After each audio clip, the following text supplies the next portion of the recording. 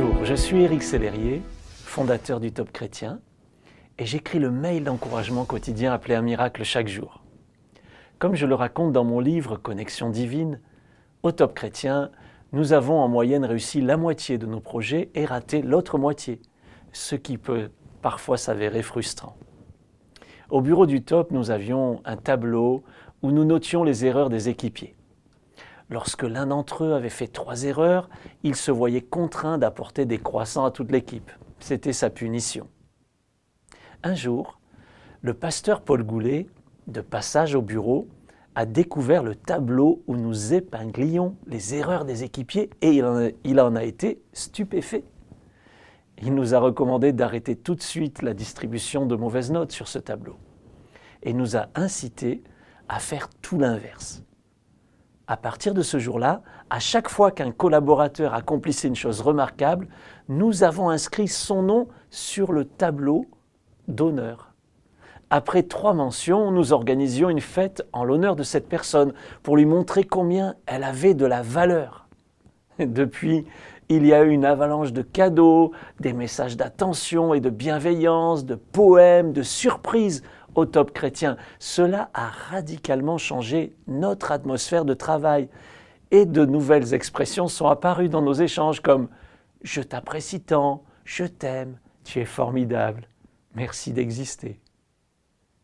Notre mentalité française nous pousse bien souvent à fixer nos regards sur ce qui ne fonctionne pas. Nous aimons évoquer les échecs des autres afin de paraître plus grands. Paradoxalement, nous ne valorisons pas non plus la réussite. Et lorsqu'une personne a du succès, elle est rapidement suspectée de mauvaises intentions ou de pratiques douteuses. Dans ce cadre-là, il est donc assez compliqué de porter de nouveaux projets en France, puisque l'on ne peut ni vraiment réussir, ni vraiment échouer. J'ai moi-même été dans cet état d'esprit. Je ne valorisais ni l'échec, ni la réussite, je ne savais pas encourager. En revanche, je savais critiquer, juger, pointer les problèmes, médire. Mon cœur a dû se laisser travailler par Dieu pour vivre une vraie conversion sur ce point. Dans nos milieux chrétiens, lorsqu'un projet réussit, nous avons l'habitude de dire « Gloire à Dieu, l'homme n'y est pour rien ». Cependant, lorsque quelque chose ne marche pas, nous blâmons la personne en question. Je trouve que c'est une étrange habitude. Oui, nous devons rendre toute la gloire à Dieu. Mais nous devons aussi honorer ceux qui le méritent et apprendre à féliciter les autres, en particulier ceux qui travaillent à faire avancer le royaume de Dieu. La Bible dit qu'on doit leur donner 2 fois plus d'égard et d'honneur. Nous avons donc du travail. Je vous encourage à apprendre à célébrer les belles choses que Dieu accomplit, mais également les personnes au travers desquelles il agit. Dieu a tout créé par sa parole et vos paroles ont également un pouvoir créatif. Apprenez à encourager ceux qui échouent pour les relever. Apprenez à encourager ceux qui réussissent pour leur permettre d'aller plus loin. J'envoie chaque matin un email, un miracle chaque jour. Vous le recevez peut-être d'ailleurs. Et j'ai l'habitude de conclure chaque email par cette expression « Merci d'exister ». C'est un de mes amis, le pasteur Bruno Picard, qui le premier a attiré mon attention sur cette expression. Et voilà pourquoi j'aime particulièrement cette expression « merci d'exister ». D'abord, elle est valorisante. Elle dit « tu es important, tu es précieux, tu es unique, je suis reconnaissant à Dieu pour toi ». Ensuite, elle donne gloire à Dieu. Elle dit « tu existes parce que Dieu a voulu ton existence ». Il a des projets de bonheur pour ta vie. La preuve, c'est que tu existes. Et pour finir, elle est un clin d'œil à notre Créateur. En effet, c'est à lui aussi que nous disons « merci d'exister ». Ce qui est formidable, lorsque l'on commence à utiliser notre bouche pour encourager les autres, c'est qu'on commence à détourner les yeux de notre propre nombril et à constater qu'il y a autour de nous des gens fantastiques. On réalise de plus en plus à quel point Dieu nous a créés, chacun unique et complémentaire.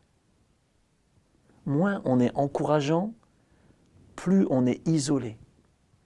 Oui, Dieu vous a confié un don et un rôle unique, mais cela ne signifie pas que vous pouvez tout faire tout seul. Vous ne devez pas rester seul. D'autres ont le même rêve, la même vision. Priez Dieu qu'il vous mette en contact avec eux de manière surnaturelle et développez des amitiés solides. Si vous êtes en couple, réalisez que Dieu vous a créé, votre conjoint et vous, de manière complémentaire. Si vous laissez Dieu conduire votre vie, il mettra sur votre route les bonnes personnes au bon moment.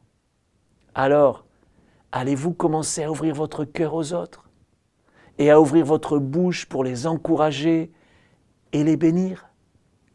Je crois que l'avenir est à l'encouragement, à la valorisation des projets portés par les autres chrétiens, au respect, à l'acceptation de nos différences.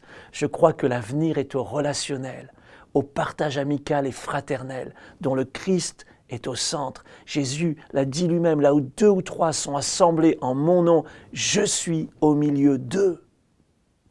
J'ai reçu le témoignage d'Isabelle, qui travaille dans un centre des finances publiques.